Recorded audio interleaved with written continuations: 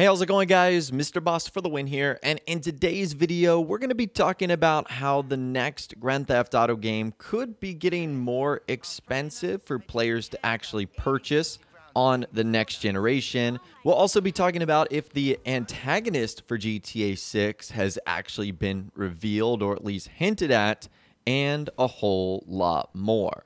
So let's begin with the price of what GTA 6 is going to be when it eventually comes out.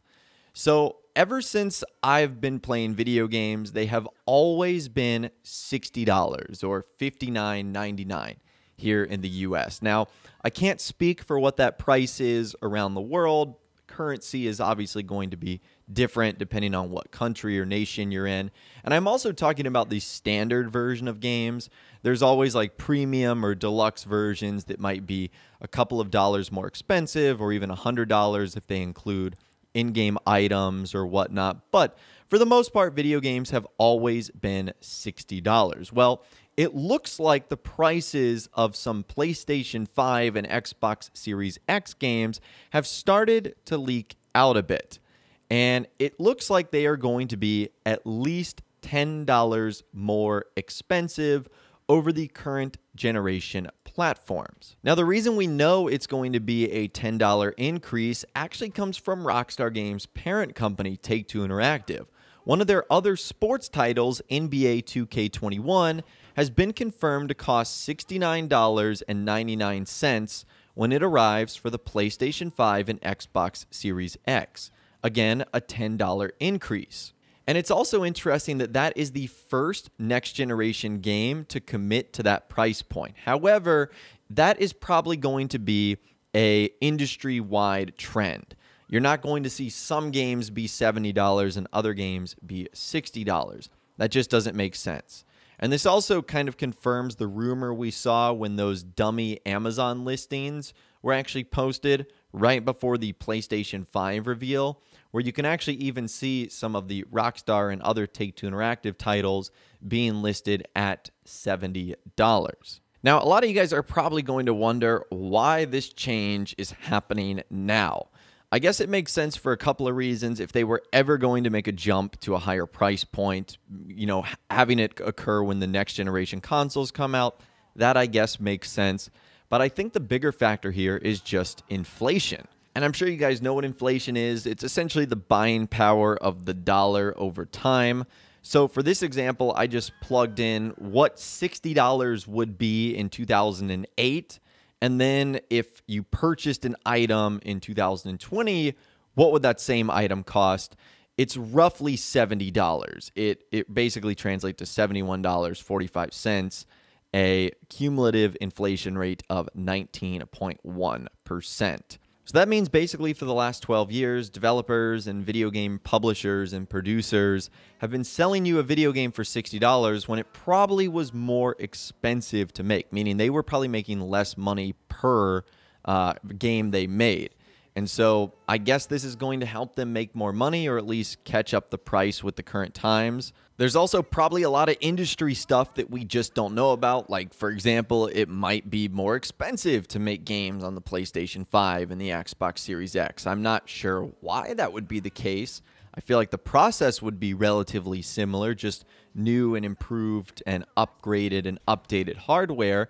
But maybe it does cost more. So that's why I'm saying there's a lot of variables that we probably don't know here. But when the time comes for GTA 6 to arrive, which I think it's very obvious it's not going to come out on PlayStation 4 and Xbox One, it's going to be $70 when it very, very likely arrives on PS5 and Xbox Series X. So just be prepared for that. Honestly, it just feels more weird than anything. Like, I've always paid $60 for video games when I've gone to like Best Buy or GameStop, or, purchased it brand new on a digital marketplace. So it's going to be weird to see like that price jump. That's for sure. But anyways, moving on, many Grand Theft Auto 6 fans were hopeful that a TV star would actually be making an appearance in GTA 6. So, are you guys familiar with the show Breaking Bad? There's a character on there, Giancarlo Esposito, who actually confirmed that he is going to star in a mystery video game project. So Giancarlo Esposito plays Gus Fring in Breaking Bad, and he actually did an interview with Collider where he said, "This video game I did, which is going to be huge. Can't mention it." So it's clear that he's under an NDA and cannot reveal what upcoming video game he's going to be featured in. Now, the reason Grand Theft Auto 6 fans were hopeful that he would be featured in Grand Theft Auto is he would make for an amazing upcoming villain, as sort of like a bad guy, like many of his roles have been in TV and film. However, the rumor right now is that he's supposed to be the new Far Cry villain. So because we have so few details on his role and what video game he's featured in, which is obviously unannounced at this time, there's still plenty of opportunities for the game to be revealed potentially this year or even in 2021. I'm holding out like the smallest amount of hope that this incredible actor is going to be featured in Grand Theft Auto 6. But we know that Rockstar doesn't work with a ton of big-time celebrities, so don't get your hopes up too much for him to be featured in the upcoming GTA title. Now, the next interesting thing I want to talk about in this video is how companies like Rockstar are able to do performance capture right now in the era of remote working. So this is actually an article on gamesindustry.biz. It's very interesting. It was written the other day by Marie Delisandri. I'll leave a link to this in the description. And as you guys know, over the last few months, as the pandemic has taken over all aspects of our lives, as we've been staying at home, working remotely, this has affected video game production in a huge way because a huge part of video games is performance capture. And this article dives into how the games industry is doing its best to carry on as normal. And they include a lot of photos of what performance capture studios are supposed to look like, what they're doing by working from home, and how they're doing performance capture from the safety of like their own offices and stuff like that. It is a very cool article. Now, I can't speak for everyone because the pandemic is affecting everyone differently. It's impacting parts of the world worse in some places, not so bad in other places. So it's hard for me to speak for everyone, but it looks like now at least some companies have been able to safely get back to doing motion capture. But again, a lot of people have been doing them remotely from home. It is still something I definitely recommend you check out. Not only will it have an impact on future Grand Theft Auto titles, but things we're going through right now like Grand Theft Auto Online and Red Dead Online updates. So be sure to check out that article in the description. And I know Rockstar recently has had a connection with Sony and the PlayStation 5, but something interesting popped up the other day for the Xbox. A mysterious Xbox Edinburgh codename surfaces on Windows Library. And you might be wondering what Xbox Edinburgh is. Well, a dev kit codename has left the internet wondering the same thing too.